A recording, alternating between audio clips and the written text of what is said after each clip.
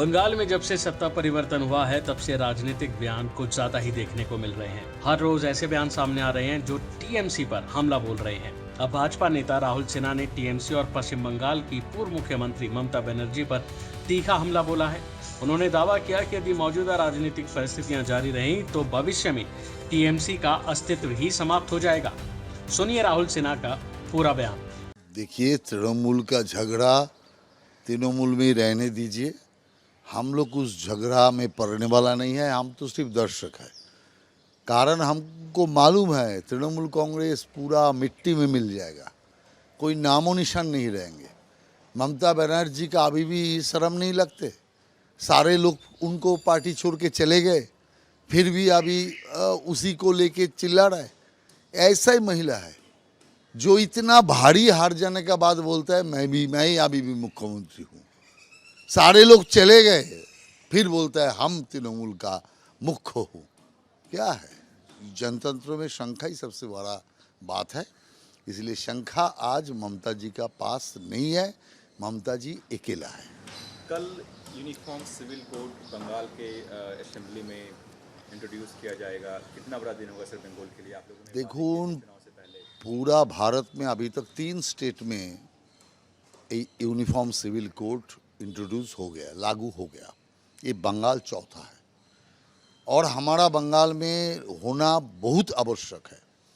और सही समय बीजेपी सरकार ने जो कदम ले रहा है वो बंगाल के लिए, देश के लिए भी अच्छा होगा। कारण कानून सबके लिए बराबर होना चाहिए। क्रिमिनल लॉ एक है, उसमें कोई भेदाभेद नहीं है, लेकिन जो सिविल लॉ उसमें क्यों भेद होगा?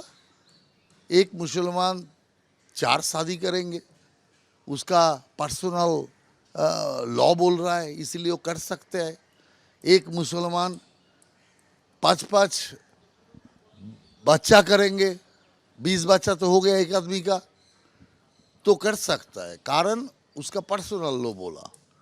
तो पर्सनल लॉ तो तुमको बोला चोरी करने से हाथ काटने का, तुम्हारा ही मुस्लिम पर्सनल लॉ, मुस्लिम जो अब तुम्हारा धारा दूसरा स्टेट में भी लागू है, जो बलात्कार करेगा उनको पथराव से मारेगा, तो इसको भी चालू कराओ ना। फौजदारी आइन चालू नहीं करेंगे तब अल्लाह को, इस्लाम को हम मानते नहीं। और जो सुविधा के लिए हम सिविल लॉ को अलग करेंगे, एक ऐसा नीति है? ये सचमुच ईश्वर और अल्लाह से प्रेम है? नहीं है, इस्लाम से प्रेम नहीं है, सिर्फ धंधाबाजी। और इसको समाप्त होना चाहिए। कारण देश एक है, देश का जनता एक है, कानून एक होना चाहिए। देखिए,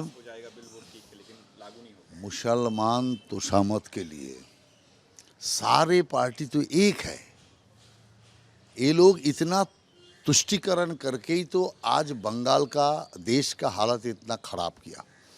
इसीलिए जब तुष्टिकरण का राजनीति होगा, बीजेपी छोड़ के अधिकतर दल एक ही शब्द में बात करेगा। तो इसीलिए हम तो तुष्टिकरण का खिलाफ काम कर रहे हैं। हम इस देश को धर्म का नाम पर बांटना नहीं चाहते। हम इस देश में उपासना पद्धति जो भी हो, सारे लोग हम भारतीय हैं, भारत को प्रेम करो। और ये जो कांग्रेस, सीपीएम, तृणमूल, ये सारे पार्टी देश को प्रेम नहीं करते हैं, वो वोट को प्रेम करते हैं और मुसलमान को तुष्टिकरण करके उनका वोट लेंगे और इलेक्शन में जीतेंगे, यही उनका मकसद है। इसलिए उसका बातों का कोई दम नहीं है। उसका बात आज देश में या बंगाल में सुनने वाले कोई नहीं है। पार्क सर्कस स्टेशन के पास एंटी इनक्रोचमेंट ड्राइव चलाया गया कल रात में। रेलवे पे जो अवैध, रेलवे की ज़मीनों पे अवैध जो झुग्गियाँ बनी थी उसको सबको हटाया गया है। ना, एकदम हटाना चाहिए। कारण सरकारी ज़मीन को बाहर से लोग आके दखलदारी करके रखेगा और उसमें अधिकांश बांग्लादेश से और म्यांमार से आए हुए रोहिंग्या मुसलमान हैं।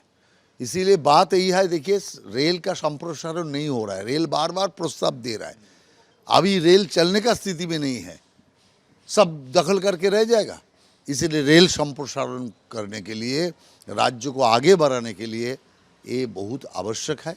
रेल का ज़मीन को जो लोग कब्जा करके रखा उन लोगों को खाली कराया जाए और दखल लिया जाए, रेल को दिया जाए। यही काम होना चाहिए और यही काम हो रहा है। मिस्टर मुखर्जी ने कहा है कि अभी का जो कांग्रेस है वो कांग्रेस इंडियन नेशनल कांग्रेस नहीं, राहुल गांधी कांग्रेस है।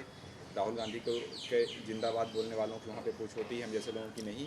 और साथ में यह भी कहा है कि प्राइम मिनिस्टर मोदी ही जैसे इंदिरा गांधी देश की जनता का नब्ज समझते थे, वैसे प्राइम मिनिस्टर भी वैसे ही हैं, देश की जनता का नब्ज समझते हैं। देखिए, प्रणब मुखर्जी का कन्ना जो बात लिखे वो बात एकदम सही है। कांग्रेस है क्या आज? पहले से ही था ऐसा। उनका पिताजी का समय से भी कांग्रेस यही है, कोई नया चेंज नहीं हुआ। इसीलिए उनको वो याद करना चाहिए, उनका पिताजी को भी पार्टी से निकाला गया था, नया पार्टी बनाए थे, फिर कांग्रेस में गए थे। तो इसीलिए कांग्रेस ऐसा ही है। कांग्रेस व्यक्ति निर्भर एक दल है। कांग्रेस एक प्राइवेट लिमिटेड कंपनी है और कांग्रेस का वही प्राइवेट लिमिटेड कंपनी का मालिक गांधी परिवार का कोई ना कोई होगा, बाकी सब नौकर होगा, बाकी सब लेबर होगा। तो इसीलिए उसी कांग्रेस का चरित्र सब लोग जानते हैं। इसीलिए आज पूरा देश का लोग कांग्रेस को त्याग दिया और जो जनतंत्र का सचमुच ध्वजाधारी प्रधानमंत्री नरेंद्र मोदी जी को अपना लिया।